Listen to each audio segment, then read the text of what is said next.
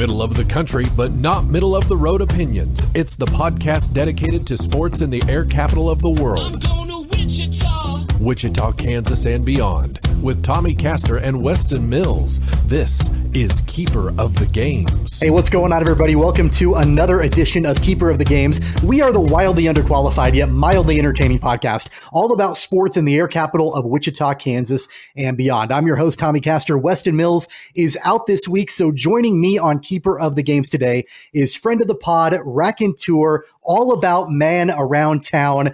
Blake Cripps is on the program today. Blake, thanks so much for being back on the pod, man. Well, man around town, I'm not sure who you think I am. And underqualified, I'm the most qualified. I have a voice that's made for yelling about sports and not knowing what I'm talking about. So I feel like I'm the most qualified.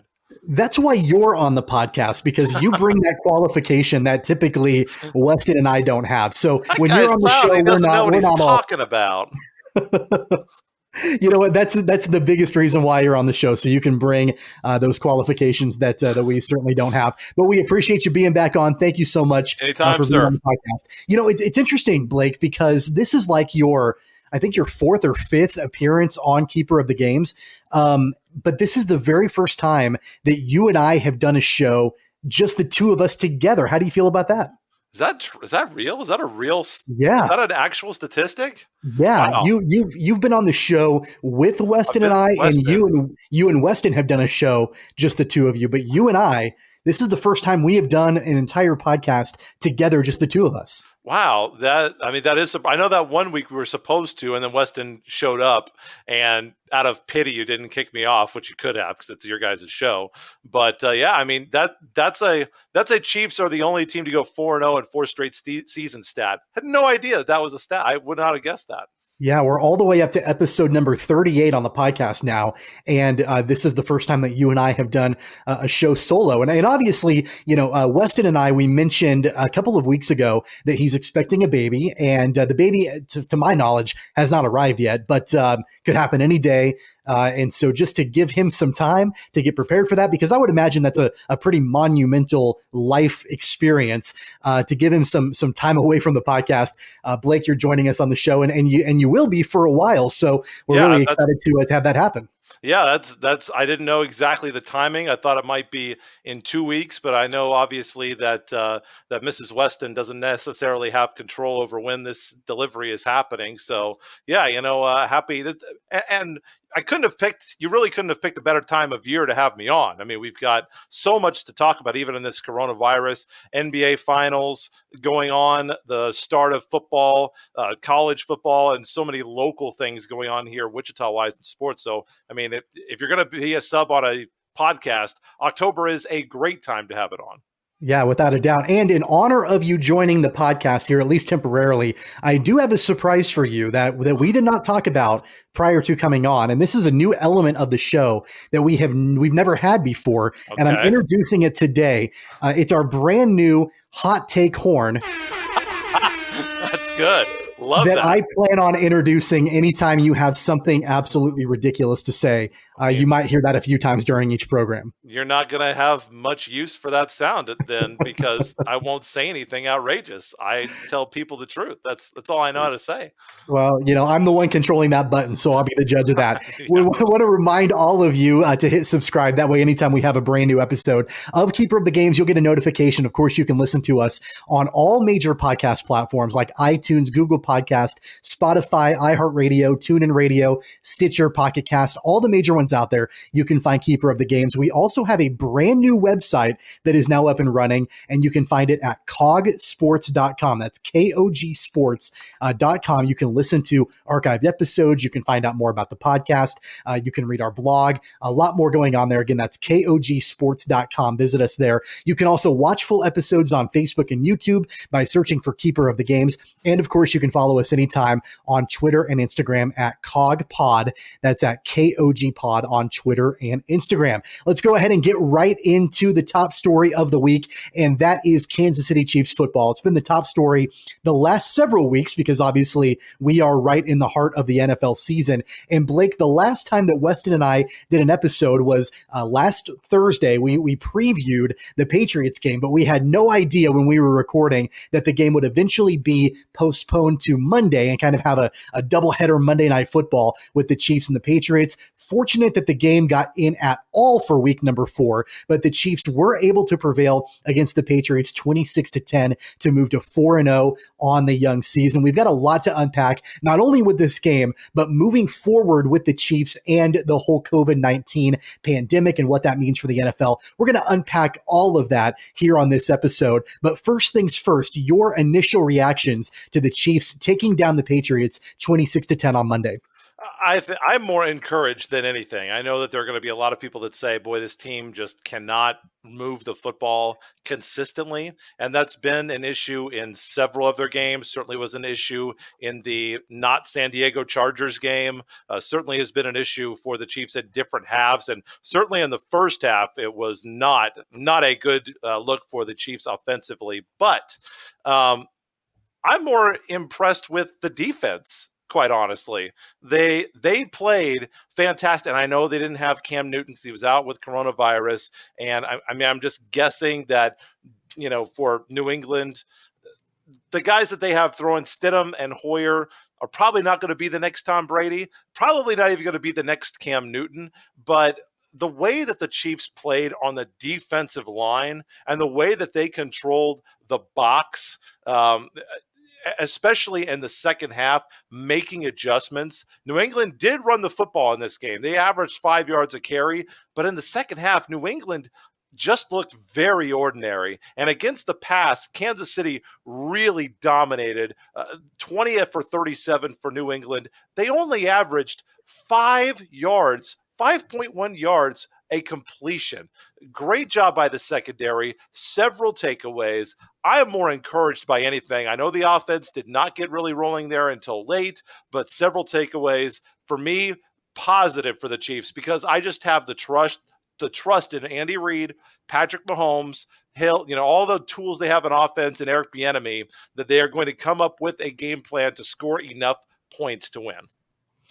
I think you hit the nail on the head there, Blake. I mean, as far as on the offensive side of the ball with Kansas City, how nice is it to get into the second half of a football game when really your offense has not been clicking in the first half? You go into the locker room only scoring 6 points in that first half of the football game, but never really feeling nervous. I never really felt overly anxious about what was going to be happening in the second half because I just knew in the back of my mind, okay, we've got Pat Mahomes. We've got Eric Bieniemy. We've got Andy Reid. We've got all of these weapons. We've got a solid run game. We've got really dynamic receivers. We've got a way to score points and score points quickly. That was incredibly encouraging to me. And like I said, I never really felt anxious that we weren't going to score points in the second half. And obviously we did. And it just really seemed like New England just continued to leave the door open a little bit. And that's all a guy like Patrick Mahomes needs is just a crack of the door open, and he's going to kick that door down and he's going to score points very quickly. And that's exactly what we saw on Monday. Oh, absolutely. And there were so many defensive guys that made plays. Taco Charlton has come in and been fantastic. I mean, obviously the Honey Badger has been phenomenal for Kansas City in the playoff run, and certainly again this year. Pennell, Dirty Dan, the Shark. There's so many guys. I guess Chris Jones didn't really didn't record a tackle, but he's been a force. Well, he didn't play. Yeah, he didn't play in that game, but he's been great. I mean, he was really good last week in that game in week 3. So there have been so many guys that have stepped up and made plays defensively. And the fact that the Chiefs were able to do that without a guy like Jones on the line, to me, says a lot about the depth that they have at all of these positions and the way that they were able to get all the big stops that they needed, the big turnovers that they needed. Now, obviously, Edelman should catch that ball. I didn't watch the second half. I listened to every second on the Chiefs radio network. I mean, Mitch and Dana pretty much said that's a ball that he catches probably at 999 times out of 1,000. But, the Chiefs are right there, and they do make the play, and, deflected ball like that is not the easiest one to react to. So for Kansas City, I see positive out of this. And the other thing, too, that people don't think enough about, in my opinion, is when you don't score in the first half, how many times do we say that halftime is the most important time of the game for a coach in order to make adjustments? And I listened several times where they had Kling on the sideline for the old Klingster from KU radio network. He has to be happy about getting to watch some good football from the sideline for a change. But he mentioned how Andy Reid was on the sideline, after the Chiefs had a 3-and-out or something, a punt early in the quarter, and that he was staying there, not watching defense, and drawing up some plays or looking at his play sheet for something that he thought would work. Chiefs come out, score the very next drive to give them a 2-possession lead. There's nobody better than Andy Reid and Eric Bieniemy at course correcting when they need to. They need to run the football more. They will. And, can we please get off of, oh my gosh, they're making Patrick Mahomes into a check down quarterback. Stop it. Several big chunks in those last 2 drives, 30 yards. Like Kelsey had a big catch. They got the Chiefs near or inside the red zone. At some point, you have to take what the defense is giving you. And if the Chiefs are winning, I don't care if they score 260 points a game. If they win by 16 every game, 26-10, I mean, let's just do that all the way to the Super Bowl. There's this thing where, Patrick Mahomes, if he doesn't throw for 50 touchdowns, it's a failure of a season. The good thing about Patrick Mahomes, I know that he and his lovely wife have kind of been on social media about he's the 4th best player in the NFL and how that's kind of a joke, and it is kind of a joke between you and me, but I don't think he really cares if he's the MVP. He wants to do what's going to make the team win. He's not a guy who's going to let his ego get in the way of the game plan. So for me, there's nobody at any of those positions that I'd rather have. And you could get some stars in that would probably be better than Watkins or some of these other skill position players, Edwards-Helaire for the Chiefs. Those guys want to be in the system, and that's what I like. And to me, that's the most important thing. Patrick Mahomes, people talk about, how this season, for some reason, he's, throwing the ball short a lot more often. The guy is still on pace for, I think, the stat I saw, he was on pace for like 4,500 yards and 44 touchdowns. He's got 1,000 yards in 4 games. What are you talking about? Right. And 0 interceptions on the season right now. Yeah. Although there was at least one pass that probably should have been picked by the Patriots on Monday. But every quarterback's going to have that. Sure. But what, the defining moment of the game for me, we talked about halftime. We talked about the adjustments that Andy Reid made. And I agree with you that, clearly that was the turning point as far as the coaching and the play calling and all that was at halftime.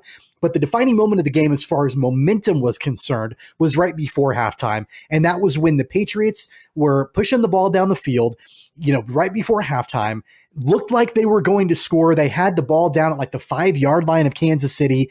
They were getting the ball back after halftime.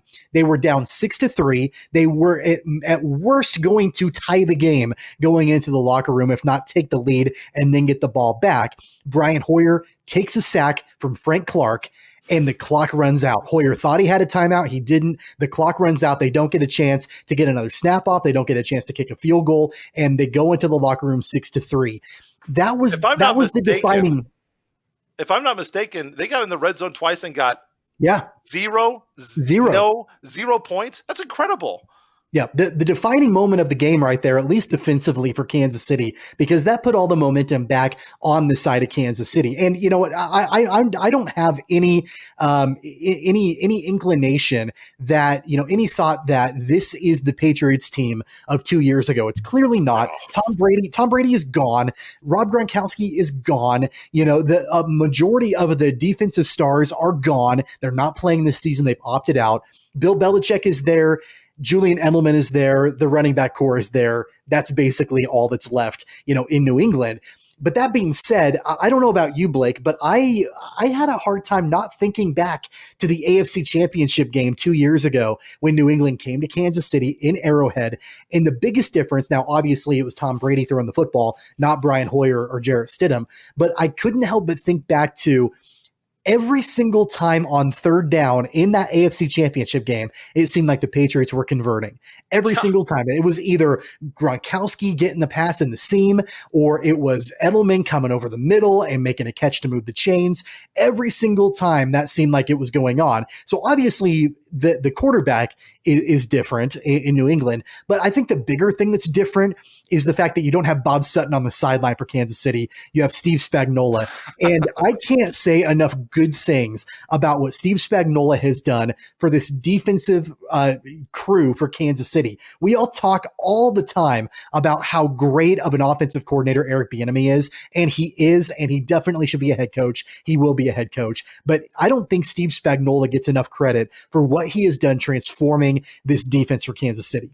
Eric Bieniemy is a terrible coach, and I don't think anybody will ever take him. Yeah, right. Bad coach. Okay, so everybody can tune off now, right? Sure. Nobody's listening. Nobody's listening. Yeah, well, I think Eric they Bieniemy are. not being a head coach is a flipping joke. It's insane. I'm a little late on that horn, but a little late, a little tardy. It's insane that he's not a head coach. Yeah. Now that nobody's listening, I feel free to say that. I can't believe he's not a head coach. It's right. Insanity. The third downs for New England, I think, is going to be the biggest difference for them offensively. Just 6 for 15 against Kansas City. When you don't have the same guys who've been in the same system, how long were those guys there? Edelman, Brady, like 8 years? Yeah. You're never going to be as good on third down as you are when those guys are just there churning it out every week. And you look at New England and their schedule, like what they have wins against the Raiders and the Dolphins, and the Dolphins are 1-3. And I mean, it is Raider week and they are 2-1. So, you can throw out the records in this rivalry. We all know that. Actually, they are 2-2. They've lost 2 straight, lost to the Bills this week. You're really not sure about what you're getting from the Patriots right now. The dynasty, the mystique of New England is over. It's gone for this year. And, the next decision that they make at the quarterback position is going to be the big difference for them. It's either going to launch them into maybe trying to reclaim the throne, but the thought that they are going to be the contender in the AFC is just laughable. It's not going to happen. They could make the playoffs, but right now it's clearly Kansas City and Baltimore. Those are the 2 teams in the AFC right now. And obviously, I thought Houston would be good this year. Obviously, Houston is a mess right now. Well, you're missing the team that is probably the most quiet, that nobody is talking about, that probably I would even put them above Baltimore, and that's Buffalo.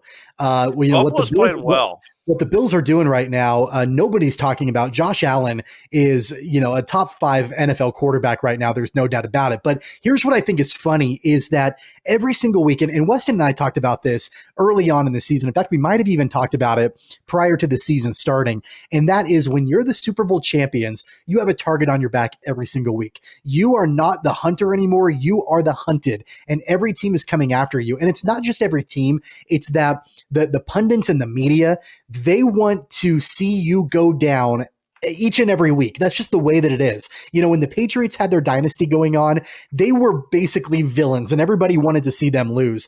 And it's so funny to me that week in and week out, you hear about all of these opponents of Kansas City and how strong they are, how tough they are. Can they take down the Chiefs? You don't hear about how good the Chiefs are. You hear about how powerful the opposing team is. You heard that with Houston coming into week number 1. You heard that somewhat with Los Angeles in week number 2, but then especially you heard it Monday Night Football with the Ravens. You heard it Monday Night Football with the Patriots. You're probably going to hear it with Las Vegas this coming Sunday, and then you'll definitely hear it next Thursday with Buffalo on Thursday Night Football.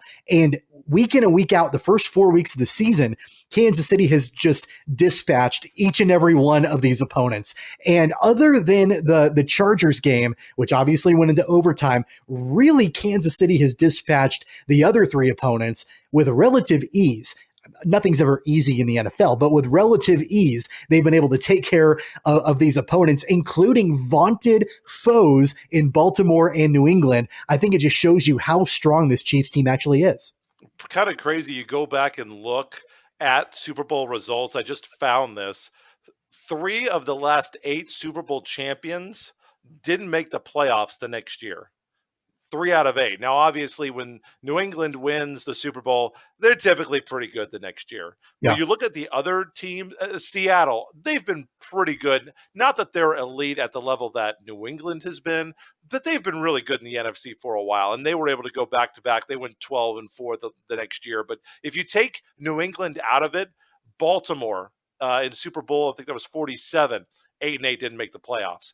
Denver, Super Bowl 50, the L Super Bowl, 9-7, didn't make the playoffs. And the other team, Philadelphia, they barely made the playoffs. So what the Chiefs are doing with that target, going 4-0, the only franchise, can I get a little tomahawk action? 4-0, the only team. Is that politically correct? 4 years. Do that? I didn't even think about that, honestly. But I'm sure somebody's upset. But I mean, I've been doing that literally for 31 years. I don't think that's a habit that I'm going to break.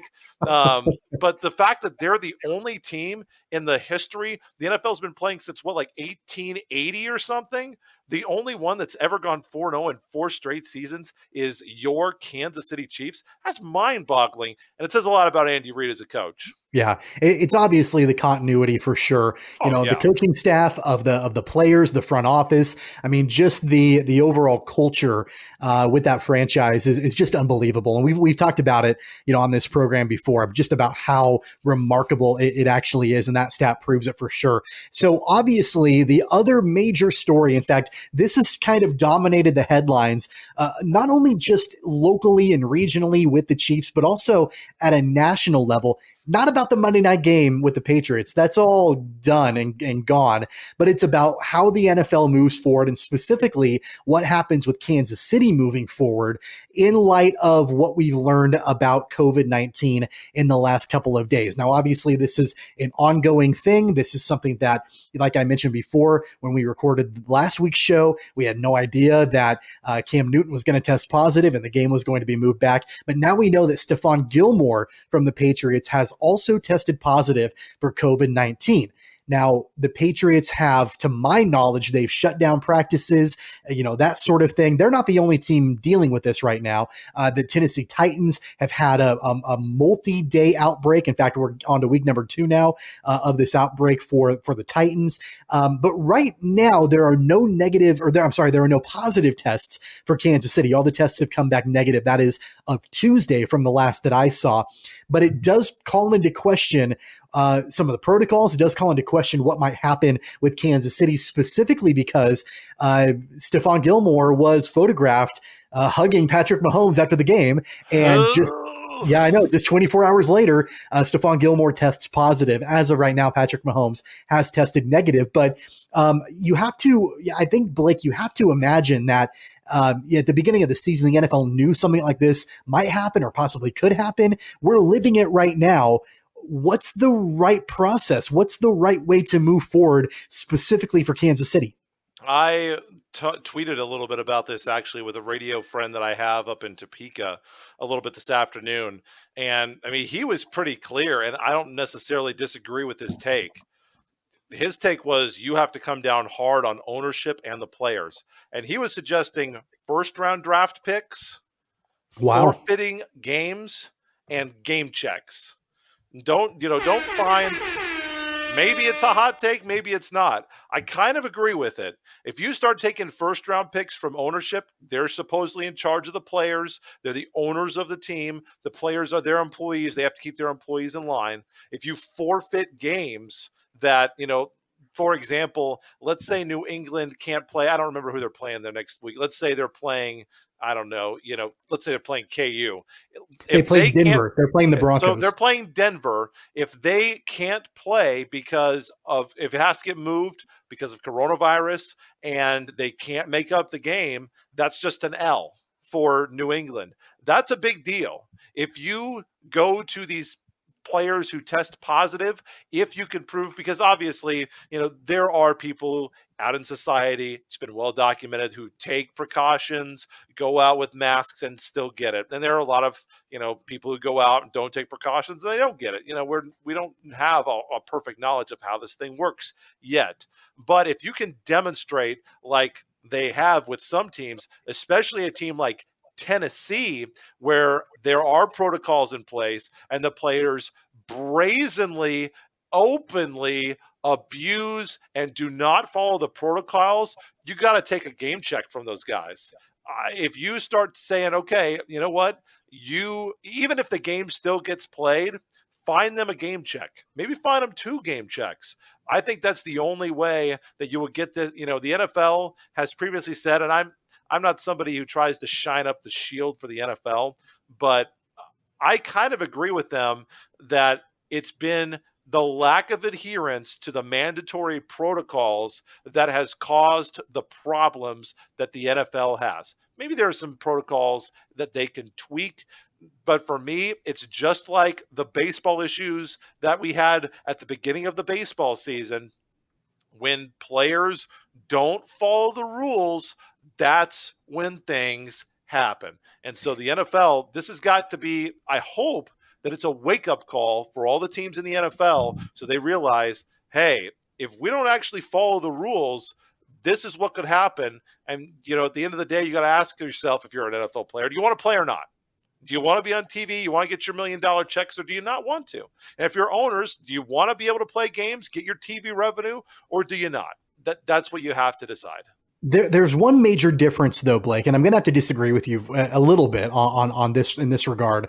The one major difference between what we're seeing with the NFL and these outbreaks and these players that are coming down with COVID-19, and even the Tennessee players that their facility closed down, so they're holding practices outside of the team facility that are unauthorized and unsanctioned practices. And those players had tests. Those players were supposed to be in quarantine. Sure. By the way, the thing that's different, the fundamental difference between what we're seeing with the NFL and what we saw with the NBA is a bubble. The NBA is playing in a bubble. The NFL is not. And I understand the logistics it would be a nightmare for the NFL to try to have some kind of bubble. And it does seem like it would be a little bit easier for a league like the NBA to play under a bubble. But at the end of the day, this is what the NFL signed up for. They knew going into this that this was something that could potentially happen. And now they have to deal with the ramifications. I don't think that you can necessarily change course midway through the season and start imposing these huge game check fines or forfeiting games, or, first off, that's going to have major ramifications with the players union and, all of those other bodies that you have to be involved in the decision-making process. If it was something that was, so important to make sure that these players were following the protocols to a T 100% all the time, that should have been built into the plan for the season at the beginning.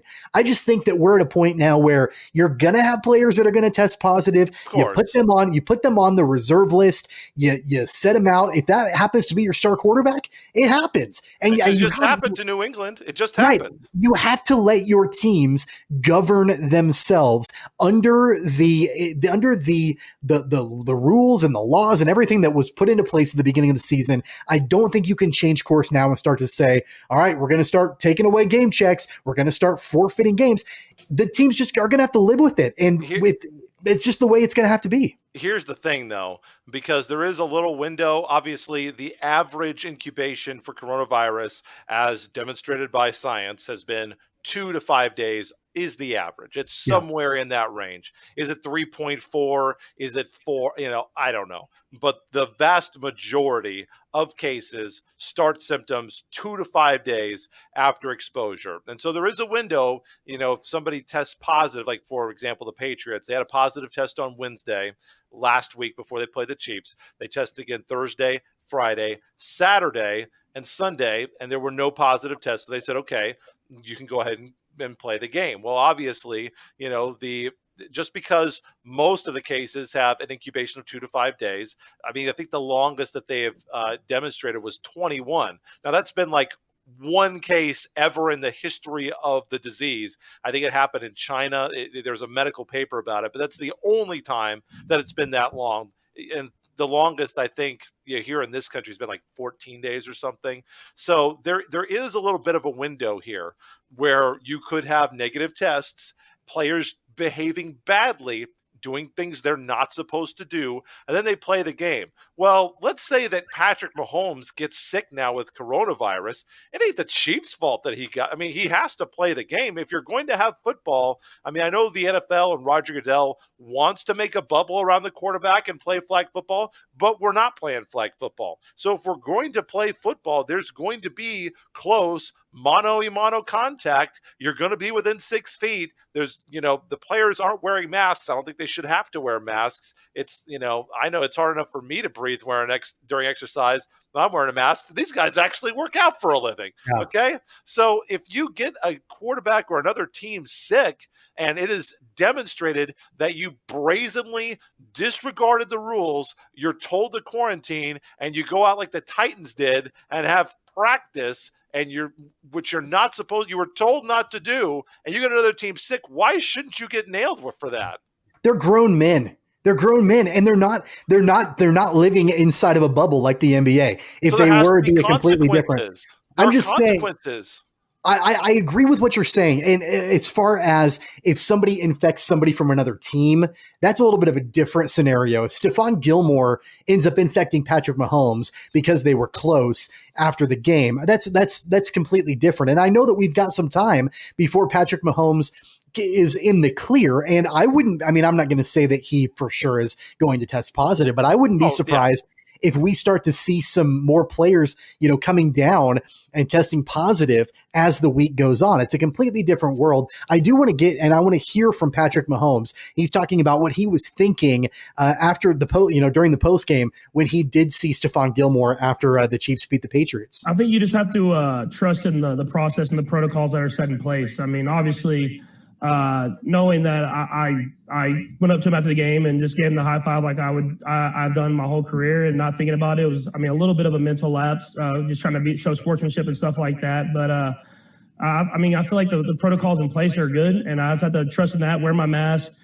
do whatever Rick and them say, and then just trust in. We don't all know what's happening in this world this time, but just accept the challenge every single day of being in the best place I can be to be available for the team. And thank God that the NFL, they completely got rid of the jersey swap after the game, because that's clearly, a huge virus transmitting issue. We're seeing, the potential of all these other players, coming down with COVID-19 because of a post-game handshake, but yet they can't swap jerseys. The other audio that I want to get to from Patrick Mahomes, and I'll get your thoughts on both of these, Blake, is Pat talking about what this means for him, and now obviously his pregnant fiance, Brittany Matthews, after he had close contact with Stephon Gilmore. Yeah, it is, and it's something that I think about every day. You have to think about that with her being pregnant and kind of that high risk category. And so I just try to do my best, especially after finding out Jordan was positive. Obviously, we stayed 6 feet apart, and our meeting rooms are set up to where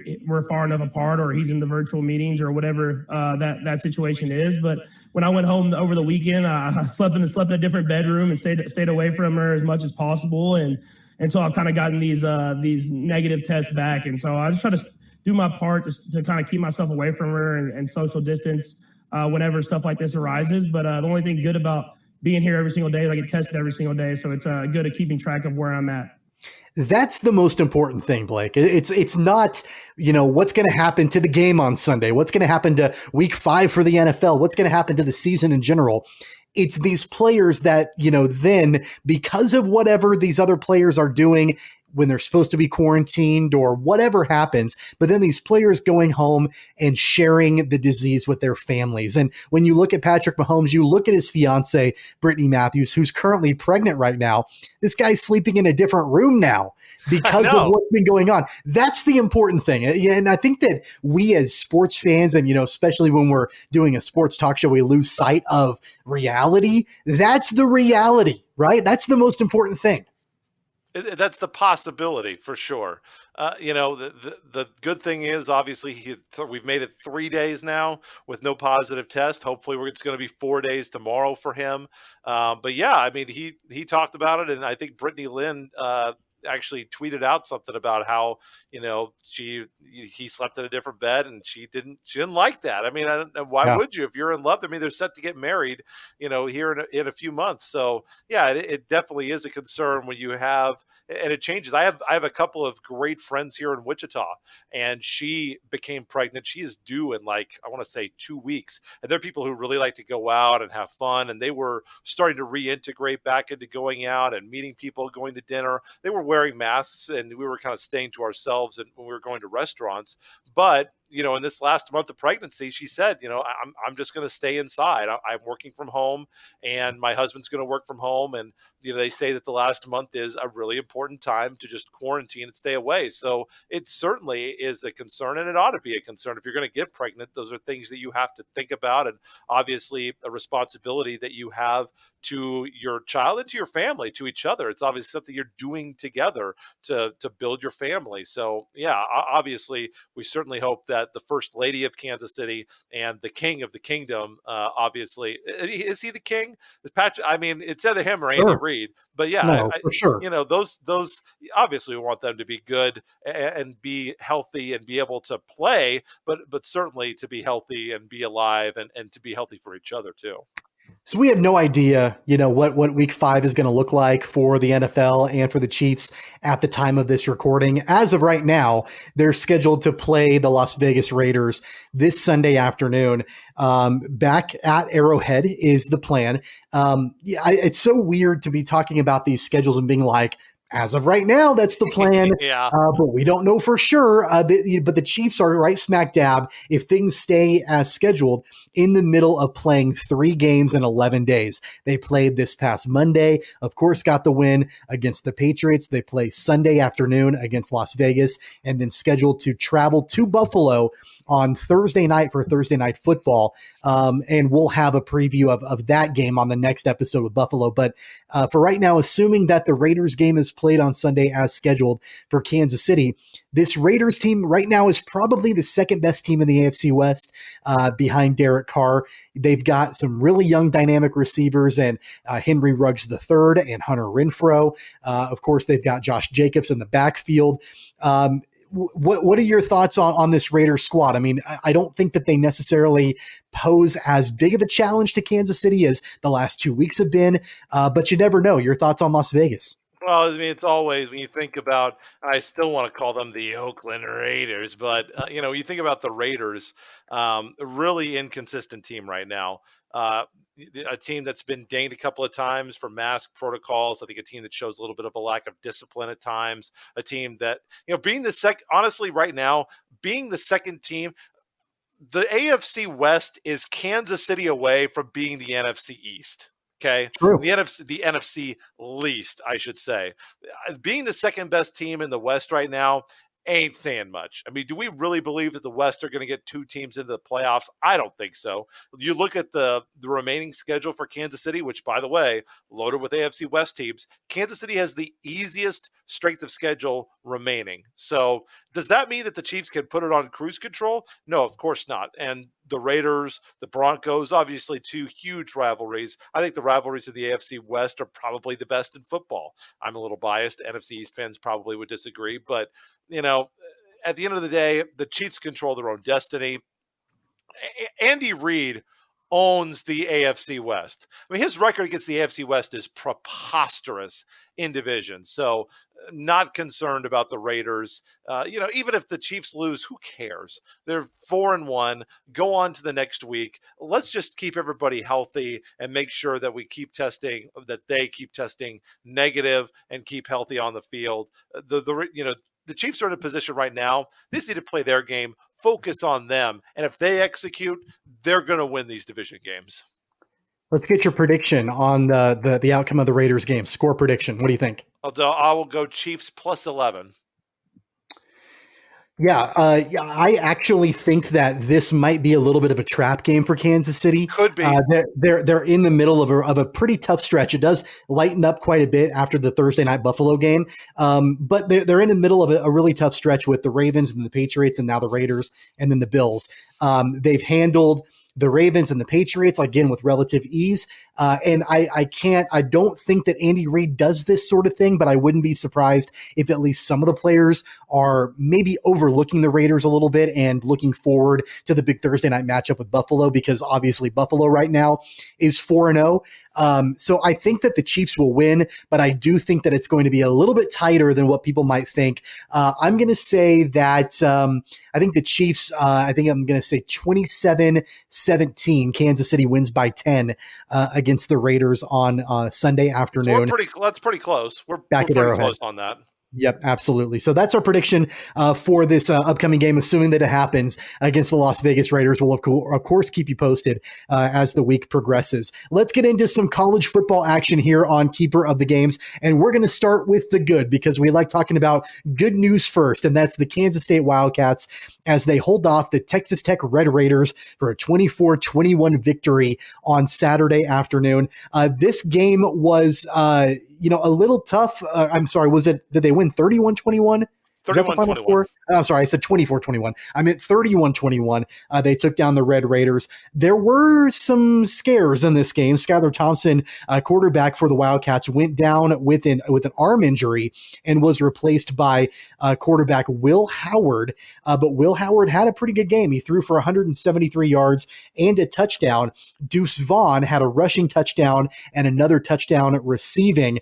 They were up 24-21 with 2 minutes left, and Howard found Vaughn on third down for a 70-yard touchdown pass to win the game for the Wildcats. That's 2 games in a row. The Wildcats are 2-1 after their big upset against Oklahoma a week ago.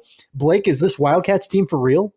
I'm not ready to go there. I think that Oklahoma kind of caught the big game Bob Arona, if you know what I mean. How many times has Oklahoma over the years done this against teams that they have no business losing to? And that's no disrespect to Kansas State whatsoever. But Oklahoma, if Kansas State had done this against a team like Clemson, for example, I think Oklahoma and Clemson are kind of on the same tier. Obviously, Clemson and Alabama are head and shoulders above everybody else in college football. But if they do it against a team like that, I read a lot more into it. Oklahoma loses big games all the time. They did under Bob Stoops. They did it, basically since they won the national championship. They did it early.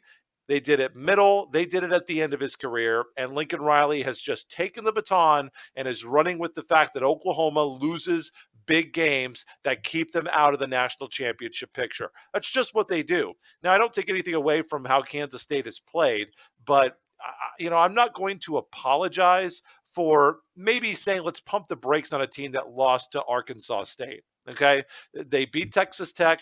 They're 2-0 in the Big 12. They're tied for first in the Big 12. So give them credit. Wow, that's a hot take to say that they're first in the Big 12, and that you threw out the Arkansas State loss like that was the worst thing in the world. I mean, it wasn't good. I mean, unless you're Kansas, that's probably is the worst thing in the world. Yeah, you could have gotten blowed out by Arkansas State, but I hold Kansas. Did you say am I blowed wrong? out? I did say blowed out. They got blowed out. Can I just mention that maybe I have higher standards for Kansas State than I do for KU football? I mean, can I have higher standards for a program that actually means something rather than KU? Listen, I don't want to come across as too negative about Kansas State. They did what they had to do to win the game. I'm not sure that Texas Tech is a really great team. Get back to me November 7th if Kansas State does peel off a win against TCU. Obviously, they're going to destroy Kansas in the Sunflower Showdown, and they go to Morgantown and win. They come back to Manhattan and beat Oklahoma State and stay perfect. That's going to be the stretch right there. The last 4 to end the season: Oklahoma State, Iowa State, Baylor, and Texas. I'm not really sure I trust Texas. I'm not sure I really trust anybody in the Big 12 right now. That they get to that Oklahoma State game and they're undefeated, at that point, I'm a believer. I will be a believer at that point. But I just feel like the Big 12, since Oklahoma lost, is so watered down this year. It was going to be Oklahoma or bust anyway for the league. I'm not quite there yet. But, I mean, like you said, Deuce Vaughn has been fantastic for them. And looking at his stats, I mean, he's had a touchdown in each of the first 3 games. I think that they're finding better ways to use him in the offense. He ran all over Texas Tech. So I give Coach Klieman credit. The contract extension is well-deserved. Kansas State fans should be happy about where they are. And I don't want to diminish that at all. I'm just not ready to say, okay, this is a top 25 team, and obviously they're the Big 12 favorite. Not ready to go that far. Are they number 2 or 3? Sure. You're tough on them, and I'm not as tough on them. I'm a believer right now. The reason I'm a believer right now, who cares what happened with Arkansas State? It doesn't matter. The Wildcats are 2-0 in the Big 12. They're in first place in the Big 12. They're currently undefeated in the Big 12, which is huge. They knocked off Oklahoma, which is huge. That was a game where going into that game, the Wildcats weren't even sure they were going to have enough guys to field the team, and they knocked off the Sooners. I don't care how, if OU is down this year or not, they still knocked off Oklahoma. And then they proved it wasn't just a one-off fluke by beating Texas Tech. I think that this Kansas State Wildcats team has just as much of an opportunity to have a strong Big 12 showing, if not be in the top 3, maybe even win the Big 12 this year.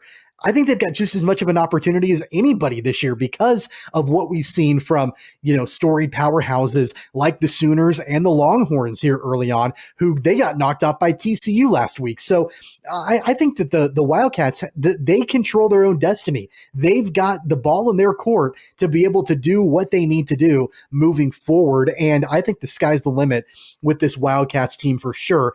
Like I mentioned before, there was some concern about Skylar Thompson after he went down with an arm injury in I believe the second quarter of that game. The good thing is that tests revealed no broken bones or fractures for Skylar Thompson. There is a chance that he could play this weekend at TCU. But that being said, Will Howard obviously is, a really highly regarded freshman quarterback for this K-State team. I'm not necessarily sure he's ready for that starting role now, and I'm certainly not suggesting that Skylar Thompson be stripped of that title because Skylar Thompson is a really good quarterback. But I think you're definitely looking at the future of Wildcat football right there with Will Howard, and I think the future looks awfully bright. Well, I'm the reason that I am a little bit more bearish is defensively. First 2 games of the season, Kansas State gave up over 300 yards through the air, 9 touchdowns. Now, you could say Oklahoma has a good offense, and I think that they do have a good offense. They also gave up 330 yards and 5 touchdowns to Arkansas State. So, to me, in the secondary, they've got to play better. Texas Tech is not the Mike Leach Texas Tech that it was, where they're, the number 5 team in the country and the air raid offense is going nuts. Texas Tech is okay in the Big 12 this year. So I think defensively they've got to be better. The Big 12 is all about offense. Yeah. There's nobody in the Big 12 that you could say, oh, well, they're a top 10 defense. I don't know the last time the Big 12 had a top 10 defense nationally on a team that was any good. So they have been pretty good against the run. The Texas Tech did run for 204 against them last week. Oklahoma doesn't really try to run, doesn't really care to run the football that much. So I want to see a little bit more defensively out of Kansas State before I totally jump on board. I'd be excited. I mean, I'd rather be a Kansas State fan than a KU fan right now for sure. No question. You're looking at a pretty bright future in Manhattan. I agree. When you've got a guy like Will Howard at quarterback, Deuce Vaughn, who is a special talent in Manhattan. I mean, this guy finished with 113 yards rushing. That's the most by a true freshman at Kansas State since 2008. And then, of course, the leader of the entire squad is Chris Klieman, who is now signed to a contract extension through the year 2026. Let's hear from Coach Klieman about that extension. Well, I'm so thankful for President Myers and for Gene Taylor in believing in what we are doing. And I keep saying I'm in this position because of what our players have done, because of what our coaches have done, because of what our administration, our support staff. It's a collective effort by everybody, and I'm grateful. I'm thankful. My family and I love it here in Manhattan. We love the people we work with and work for, but the credit needs to really go to the players and the assistant coaches for giving us an opportunity to lay the foundation and continue what we want to do on top of the great things that Coach did here. He started his career at Kansas State 8-5. He's had back-to-back wins over the Sooners. And of course, he's cashed in with this contract extension that runs through 2026. And it's going to pay an average of just under $4 million a year in base salary. Now, Blake, I don't want to belabor this point. We've got a lot more to get to on this program. But one of the things that I just keep thinking back towards is, 2 years ago, there were simultaneous coaching searches going on with both KU and K-State. And I think at the time when both of these coaches, with Les Miles and Chris Klieman, were hired, I think the majority of the opinion was KU won that coaching search. Yeah, how's that working for they got a national championship winning coach in Lawrence and Les Miles. And most people are like, Chris who in Manhattan? This has proven in just a year and a couple of games, proven to be the right choice for the Wildcats. And I've been pretty clear on this program that, I'm not a Wildcat fan. I never have been, but I'm a huge fan of Chris Klieman. And man, I wish he was coaching the Jayhawks. I know it's like comparing apples and oranges, but Kansas State absolutely won that coaching hire for sure. Oh, well, yeah. Now you're looking back. I mean, I think at the time the programs had a little different. They had some different needs. KU needed to re-energize the fan base. Les Miles certainly did that. There was a rush of donations to football, and I understand that. And obviously, Les Miles won 3 games his first year, and if things would have been a little different this year, if he had actually recruited players, maybe they forgot to do that in the off season. I don't know, but we'd be talking about a totally different thing. It's a results-based business. And yeah, Chris Klieman is a great coach. And there were Kansas State fans who didn't like this hire.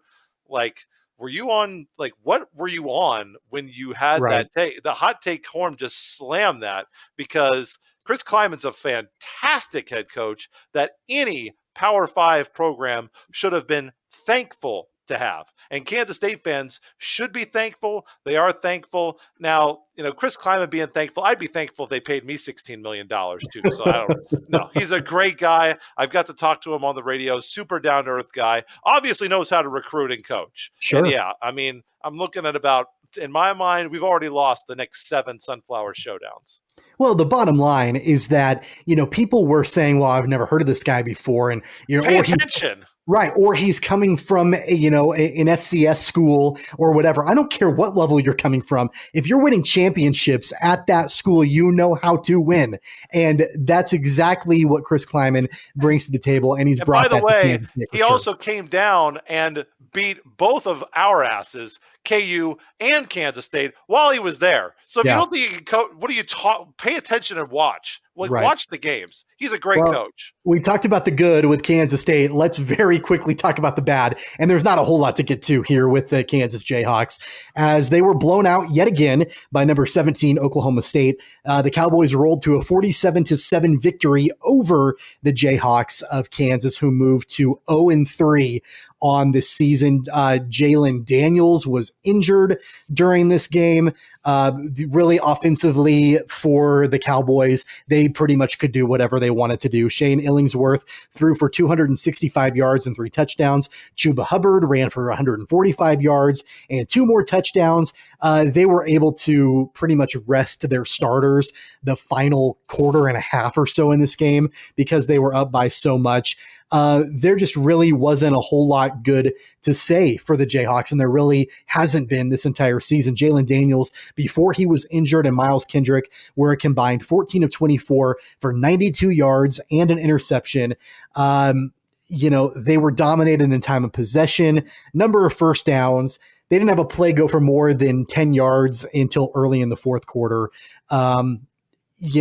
but yet I guess Les Miles is still finding optimism in some places. He said, and I quote, "I didn't feel like we were overwhelmed. I felt like we should continue to go the course we're going. We'll be fine. I like our team, and I think we'll work together and do the things that the school has done before. They are resilient. They want to win. They're competitive, and I'm going to believe in them, and that's my choice." That might be your choice, Les Miles, but clearly you're not watching the same football team that we are. Nothing good to say about the Jayhawks on Saturday. KU sucks. Next question. I mean, do you want me to break? I can break it down if you want, but my answer is KU sucks. We don't need to break down all of it. It's like beating a dead horse, and we've done this on this program every single week. In fact, we had a brilliant commentary from you just a few weeks ago after the Coastal Carolina loss that we played on this program. So we know how you feel, generally speaking, and when Weston and I have talked over and over and over again about how there's very little hope in this program right now, and there's clearly a regression from year one to year two in the Les Miles era for sure. But I guess my specific question is, what's the answer this season, if there is one? What's the answer this season at the quarterback position? Jalen Daniels is injured. He clearly will not be able to go, at least for the next couple of weeks, if not longer. Miles Kendrick is there, I suppose. Thomas McVitie, who was supposed to be this big heralded junior college transfer, he got injured. It looks like he might be returning to this program. It's a quarterback carousel, and not only is there any answer that the fans can think of, but clearly Les Miles doesn't have an answer either. The best chance that KU has to have good quarterback play this year is to infect Patrick Mahomes with coronavirus, so he misses the rest of the NFL season, break quarantine, and disguise him and play him anyway on Saturdays. If KU doesn't, okay. That's so the biggest hot take in the world. Let me know if KU has anybody on their team that can play quarterback. And it's not, let's not put too much on Miles Kendrick and Jalen Daniels. KU doesn't have anybody on their roster who can play football other than Puka Williams. Maybe they just ought to direct snap it to Puka every single play. I mean, that might be the way to go. I mean, they went, they got outgained by 400 yards. 400. KU went one for 14 on third down. 1 for 14. I mean, we outpunted them. I mean, at least we had averaged 39 yards a punt. KU's terrible. I don't want to go to the next topic. I don't want to talk about it anymore. Get KU off this program. Get them out of my life. Why do I do this to myself? I think that the more disappointing thing, for the Jayhawks, and especially specifically this game, was less about offensively how terrible they were, but it was about how terrible they were defensively, and just they couldn't stop Oklahoma State at all.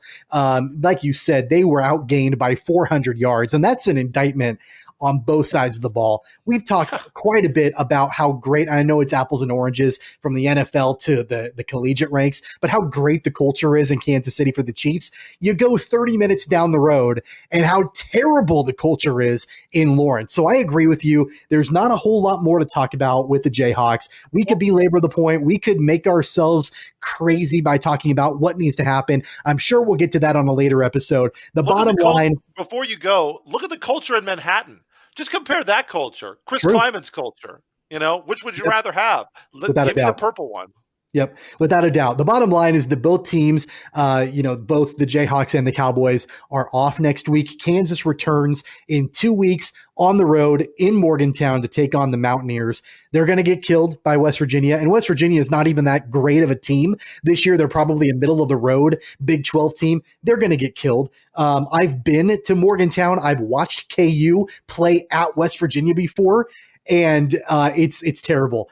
Blake is saying they're going to lose by 40 points. I think it might even be more than that against West Virginia in 2 weeks from now. Let's move on from this topic altogether. In fact, now he's saying they're going to lose by 400. That wouldn't surprise me one bit. Before we get into our Wichita Whip Around, Blake, I want to get a very quick and a very brief update from you. Since you are the voice of the Newman University Jets, I want to get an MIAA update from you as it relates to Newman, as it relates to what's going on in fall sports, and even looking forward to winter sports with COVID-19, if there's anything newsworthy that you want to bring to the table. Oh, absolutely. Huge news last week, actually, just after you guys published the podcast, probably. I think it came down Thursday or Friday. MIAA is moving forward with basketball on schedule. So for Newman, that means November 18th here at Fugate Gymnasium against Pittsburg State.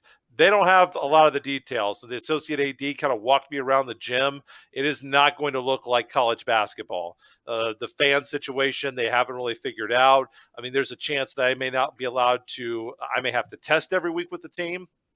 I may be doing the games from the concourse. You know, the plan that they have is going to be spacing everybody out. The table is going to be 6 feet back from the court. But as of right now, that week in November, I think it's the third week in November next month, we're just over a month away.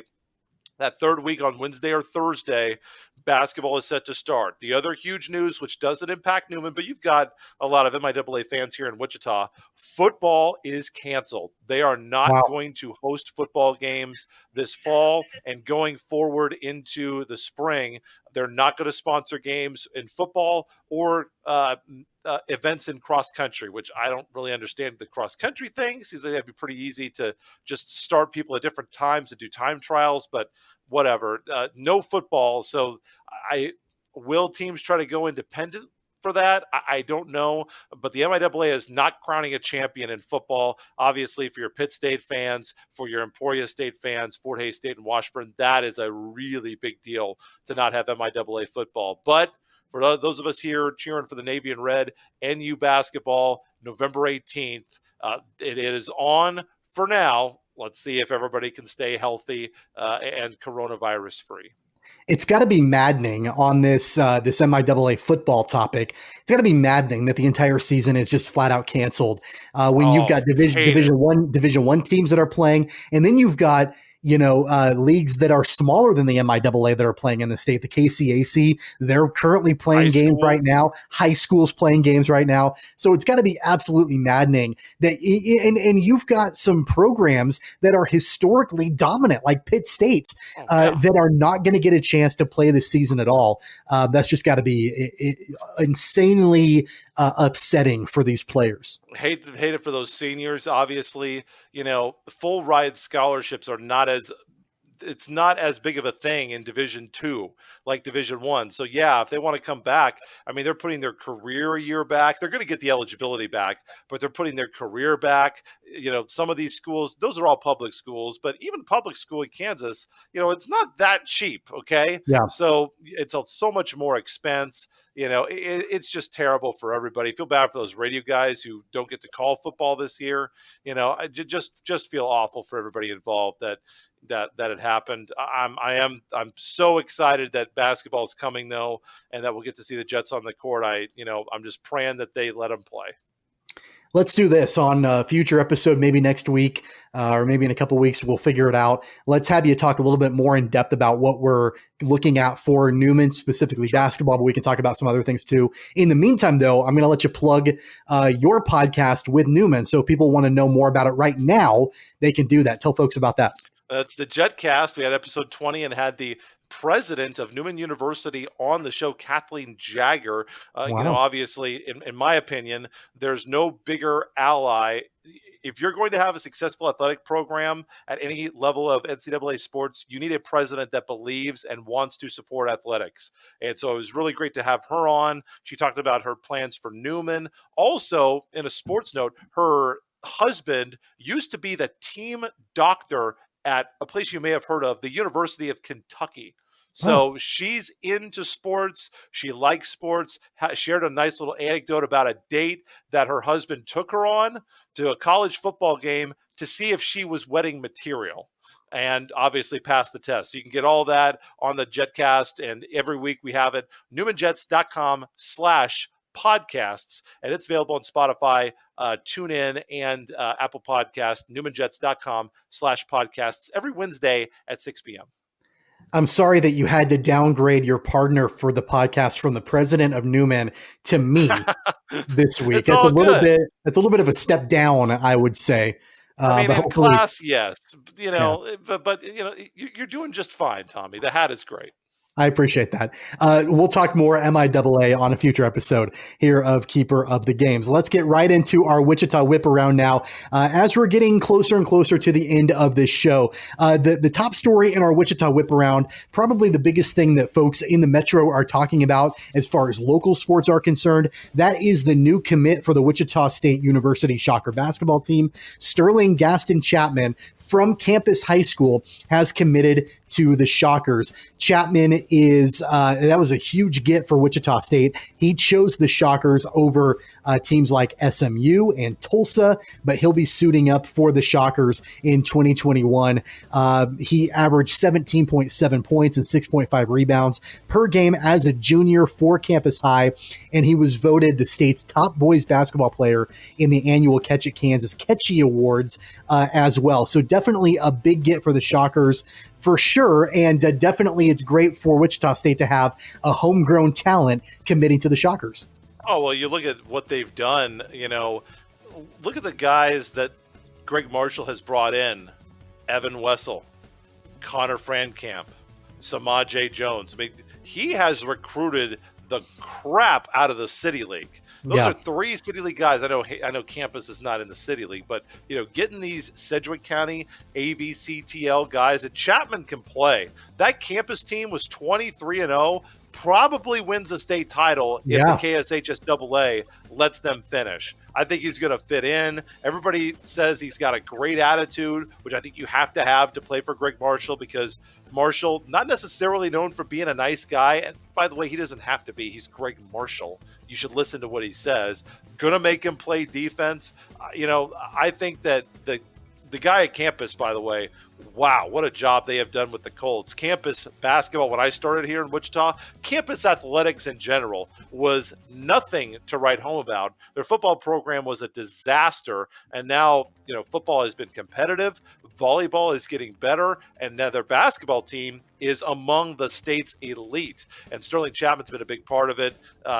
Shocker fans should be really excited, and he will pack Koch Arena when they play next year, if they're allowed to pack the arena.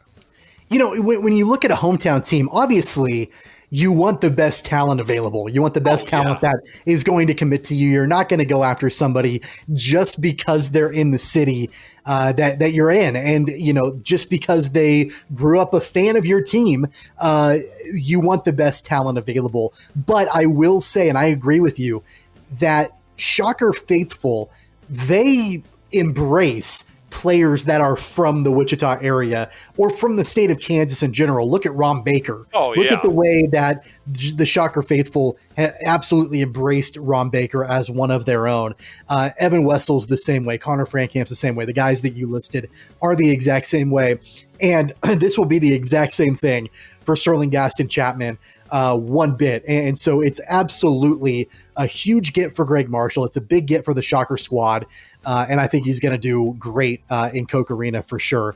And before prospect, by the way. And don't think, Evan Wessel wasn't exactly a 3-4 star prospect.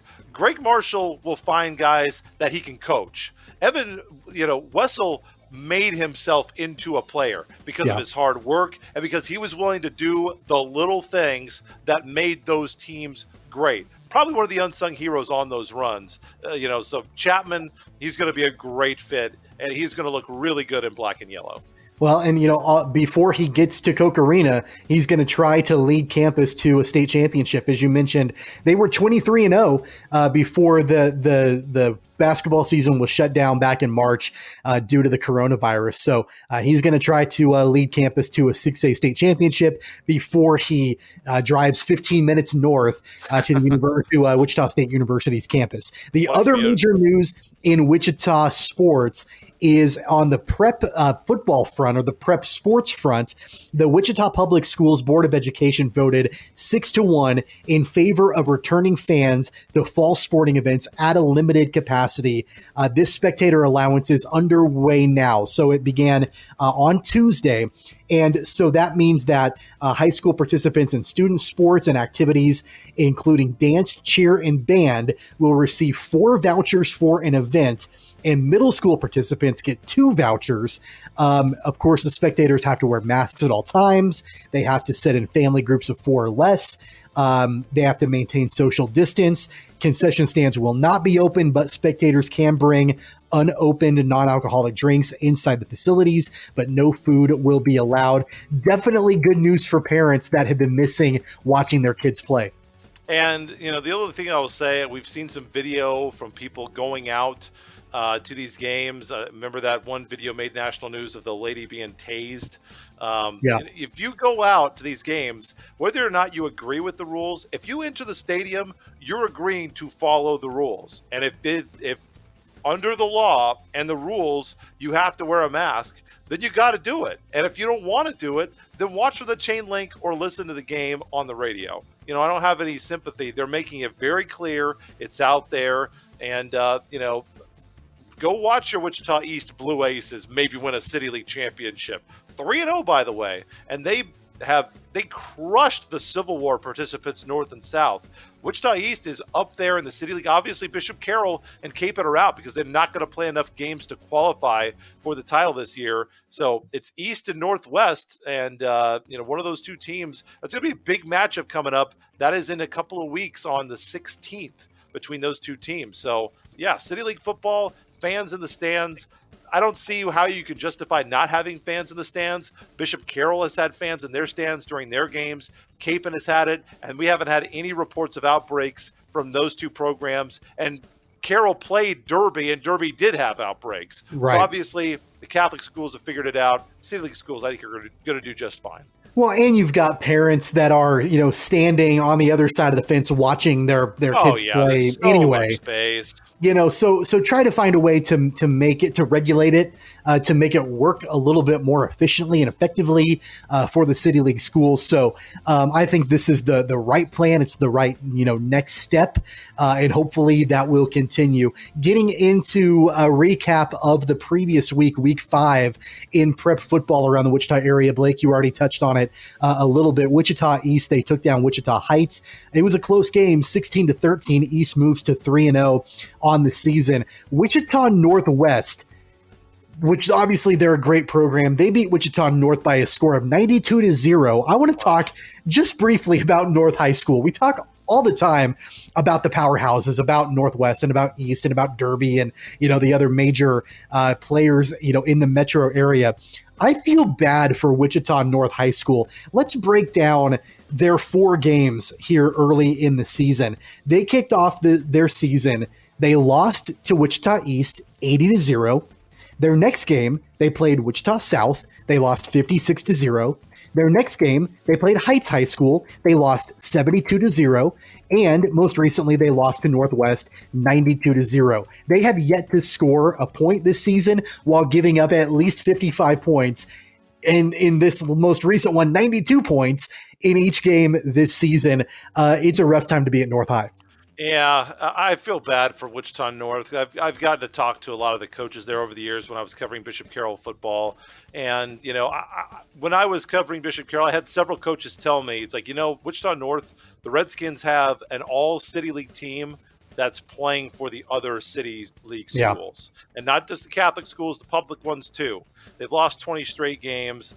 It's really hard to turn around a program like that. I feel badly for those kids. And I just believe that Wichita North kids work hard and are good kids. Every coach I've ever talked to there, going all the way back to when I started in 2013, 2014, when I talked to Joe Belden, there have been so many guys who have tried to come in there and do right by that program.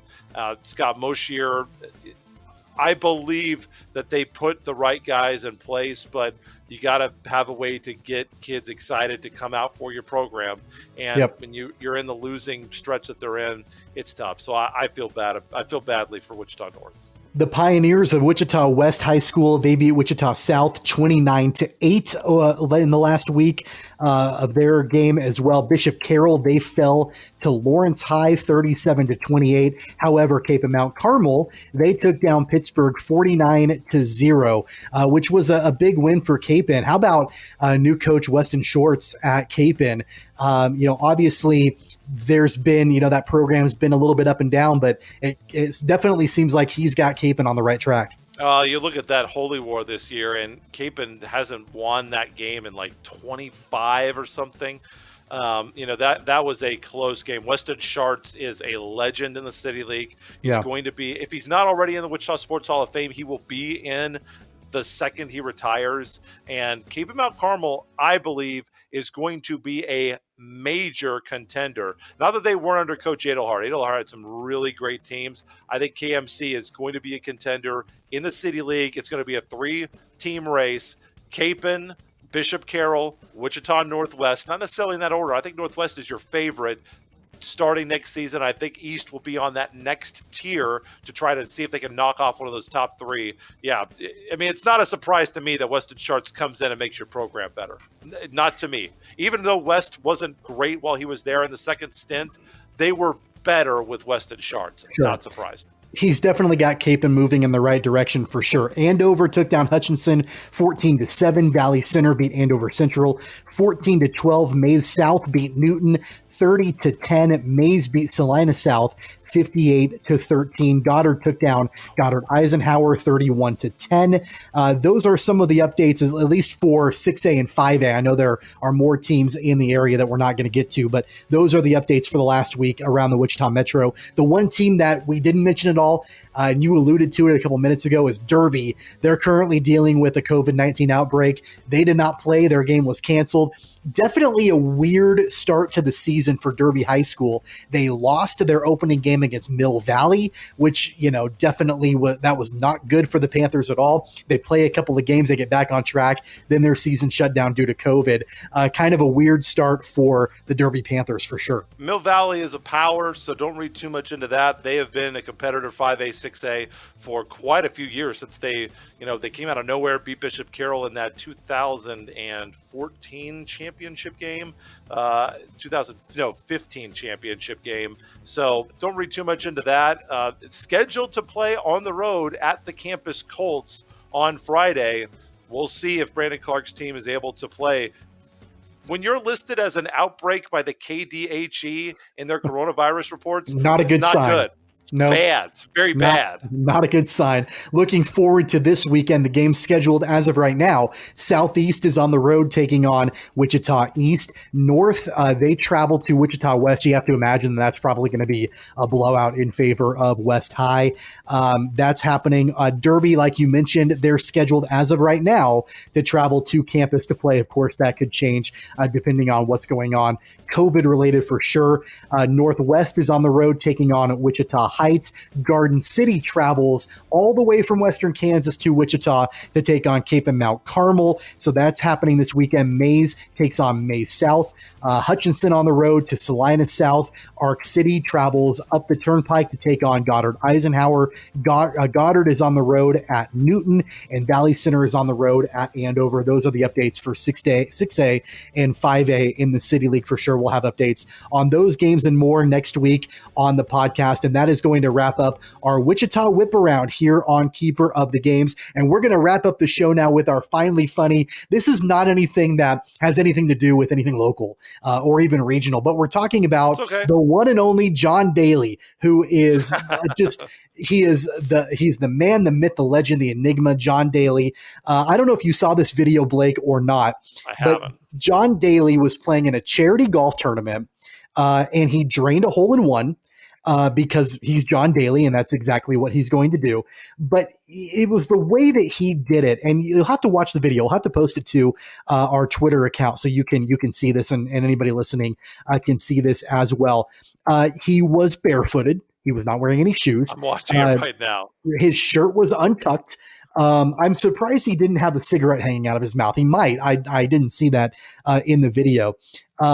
But literally, he just walked up and hit the ball. It went in the hole, And he turned around and he said, that makes 11 of them mother. And then he was going to drop a slur after that. And he caught himself and he didn't.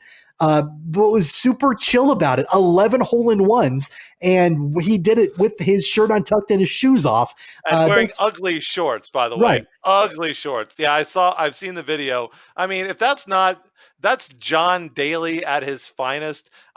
Can you imagine if he had the training acumen of like a Tiger Woods, like how good he might have been? I don't know. Maybe he's the best golfer ever. Probably the best natural talent. I mean, more guys. Can I just add? We're both golf fans here. That's not a hot take. Terrible. You're calling John Daly the best golfer ever. That is for sure a hot take. No, I said the best talent ever. Not the best golfer ever. The best talent ever. Because he shows up drinking beer and wins majors. Like, we need more guys. You and I are both golf fans. We need more John Dalys on the PGA Tour. Bring me all the John Dalys and put them all out there. Let them cuss on CBS, at the Masters this fall. That is good. That's excellent sports television. Oh, he definitely gives the middle finger to any kind of golf etiquette that has been around for years and years and years. I don't know. I love John Daly. So do I. I think that I'm obviously nowhere near talented enough, but I like to emulate John Daly. Like, I like to have my shirt untucked and drink some beer when I'm playing golf. I'm not nearly as good as he is, and I don't have any hole-in-ones, but shout out to him. I don't go barefoot. That's a little bold because you could step on something, the fairways are pretty nice. The greens are pretty nice, but you get off in the rough, you could be stepping on anything. And I don't think I could do barefoot. Well, he's probably playing at pretty nice courses too. Although there's a lot of divots where he was teeing off from there. But yeah, just John Daly being John Daly. God bless America. Yeah. Of course, our thoughts go out to John Daly as well. He was diagnosed with bladder cancer last month, but he did undergo a procedure to remove the cancer. But I guess there is a probability that it could return. But for right now, it looked like they were able to get everything and they caught it early. So that's good. So thoughts go out to John Daly. And of course, he goes out and knocks in a hole-in-one at a charity golf tournament. So more power to him.